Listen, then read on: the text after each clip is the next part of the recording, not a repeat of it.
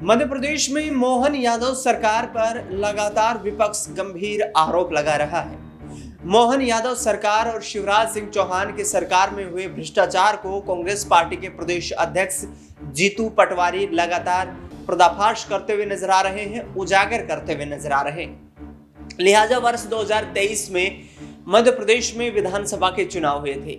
उस दौरान शिवराज सिंह के चेहरे पर ही महिला जो सम्मान योजना थी एक तरीके से, जिसमें लाडली बहिना योजना के तौर पर भारतीय जनता पार्टी ने 3,000 रुपए प्रति माह देने का ऐलान किया था, लेकिन अभी तक जीतू पटवारी का ये दावा है कि वो राशि प्रदेश की महिलाओं को देना अभी सरकार ने शुरू नहीं किया है।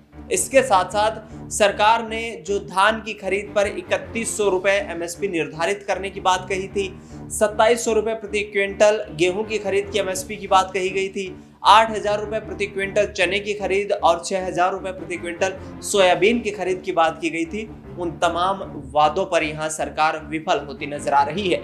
लिहाजा ऐसे में शिवराज सिंह चौहान अब पहुंच गए हैं केंद्र सरकार में। केंद्रीय कृषि मंत्री का जिम्मा उनके पास है। मोहन यादव मध्य प्रदेश में सरकार चला रहे हैं। दोनों जगह भारतीय जनता पार्टी की सरकार है, लेकिन फिर भी यहाँ पर किसानों की स्थिति लगातार कमजोर होती जा रही है, आर्थिक स्थिति लगातार बदतर होती जा रही है और इसके पीछे मोहन यादव सरकार और शिवराज सिंह को जिम्मेदार कांग्रेस पार्टी ठहरा रही। जीतू पटवारी ने कहा है कि हम मजबूती के साथ सरकार को यहाँ पर घुटनों पर लाने में कामयाबी हासिल करेंगे।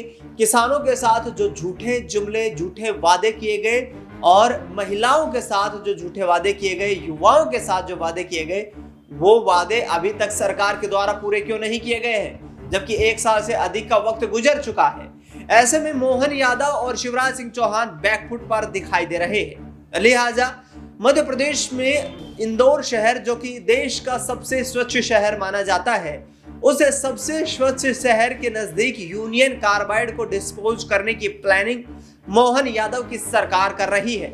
लिहाजा उस डिस्पोजल के माध्यम से जल दूषित हो जाएगा, कृषि योग्य भूमि जो है वो बंजर हो जाएगी। ये तमाम आरोप लगाए जा रहे हैं भारतीय जनता पार्टी के विधायकों और विपक्ष के विधायकों के द्वारा। लिहाजा मोहन यादव सरकार पूरी तरीके से घिरती हुई नजर आ रही है और जीतू पटवारी किस तरीके से शिवराज सिंह चौहान और मोहन यादव को भ्रष्टाचारी बताते हुए नजर आ रहे हैं, सुनिए जरा।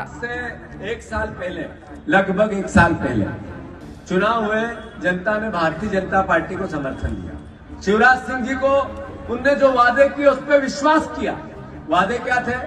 3100 के धान के दाम। वादे क्या थे? 2700 गेहूं के दाम। वादे क्या थे? वादे थे 6,000 की सोयाबीन, 8,000 के चने। वादे थे कि किसानों का भला करेंगे, 3,000 रुपए बहनों को देंगे। ये सब मिलने लग गया क्या? अरे मिलने लगा क्या? फिर हमें काम क्या दिया? हमें काम दिया विपक्ष का।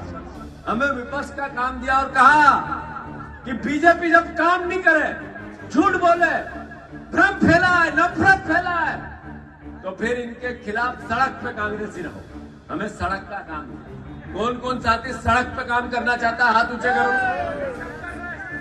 आप पिछले 1 महीने से अखबार देखो। एक दिन अखबार में आता है कि आईटी की रेट डल गई, 25 करोड़ रुपए मिले। एक दिन अखबार में आता है ईडी की रेट डल गई, 50 करोड़ रुपए मिले। एक दिन अखबार में आता है लोकायुक्त की रेट डल गई, 7 करोड़ मिले।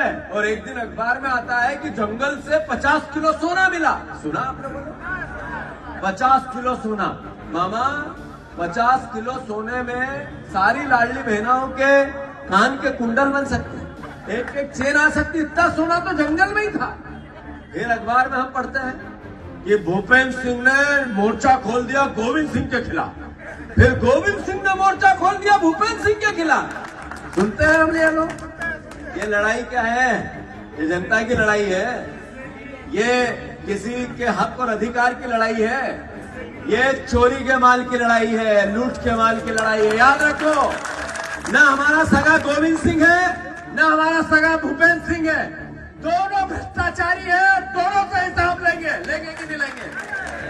याद रखो, ये भ्रष्टाचारी लोग इतने अंत में लड़ के, जैसे कौरव और पांडव का युद्ध हुआ था, तो भगवान कृष्ण पांडवों के साथ थे और कौरवों को उन्होंने अपनी सेना दे दी थी, नारायणी सेना। नारायणी कपूर साहब, विकास जी, नारायणी सेना। जब कौरवों के पास नारायणी सेना थी, इनके पास ऐसा ये प्रशासन है, इनके पास सरकार है, इनके पास धन है, दौलत है, इनके पास हर तरह की समृद्धि है, आज है।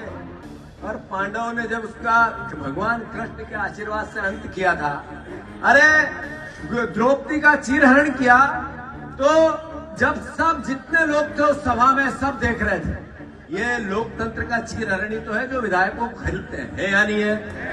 अरे है या नहीं है?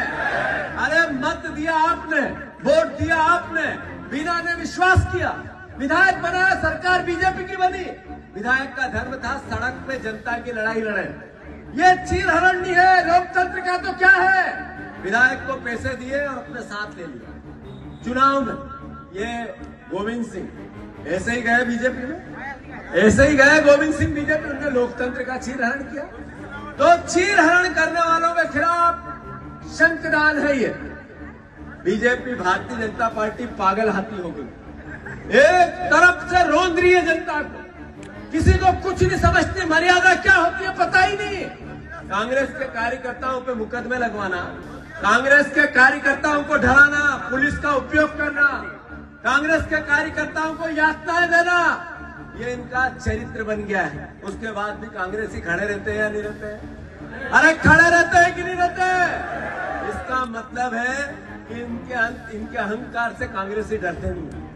आज जब हम बात कर रहे हैं, तब भी एक बीजेपी के पूर्व विधायक के यहाँ आईटी के। तो सुना आपने मोहन यादव को जिस तरीके से कटघरे में खड़ा कर रहे हैं जीतू पटवारी, इसके साथ साथ शिवराज सिंह चौहान को भी निशाना बना रहे हैं कि शिवराज सिंह चौहान करीब 18 साल तक मध्य प्रदेश के मुख्यमंत्री रहे, लेकिन मध्य प्रदेश के युवाओं के लिए, महिलाओं के लिए, बुजुर्गों के लिए, किसानों के लिए शिवराज सिंह चौहान सिर्फ झूठ बोलने के अलावा कुछ नहीं कर पाए।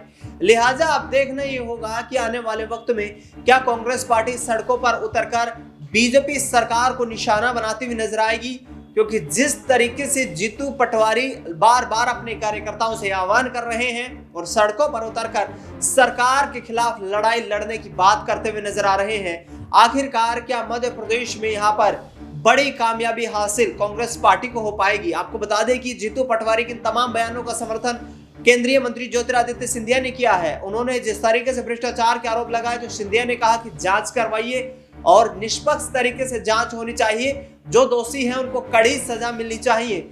ऐसे में जीतू पटवारी का ये कहना कि यहाँ पर भ्रष्टाचार हो रहा है और दूसरी तरफ केंद्र की सत्ता में यहाँ पर सक्रिय दिखाई दे रहे ज्योतिरादित्य सिंधिया का राहुल गांधी से मुलाकात करना, क्या उनकी कांग्रेस पार्टी में वापसी को कहीं ना कहीं के संकेत दे रहा है? क्या उनकी वापसी कांग्रेस पार्टी में दोबारा होती हुई नजर आएगी? क्योंकि ज्योतिरादित्य सिंधिया के मन में भी ये टीस जरूर है कि मध्य प्रदेश के मुख्यमंत्री बनने के लिए उन्होंने जो खेल कमलनाथ के साथ, कांग्रेस पार्टी के साथ किया था, उस खेल में अब बीजेपी ने उसका प्रतिफल उन्हें नहीं दिया है। यानी कि जो किंग मेकर ज्योतिरादित्य सिंधिया थे, वो सत्ता से, सीएम की कुर्सी से अब मोहताज दिखाई दिए हैं। फिलहाल इस खास कार्यक्रम में इतना ही। देश दुनिया की तमाम बड़ी खबरों के लिए आप देखते रहिए SPN 9 न्यूज।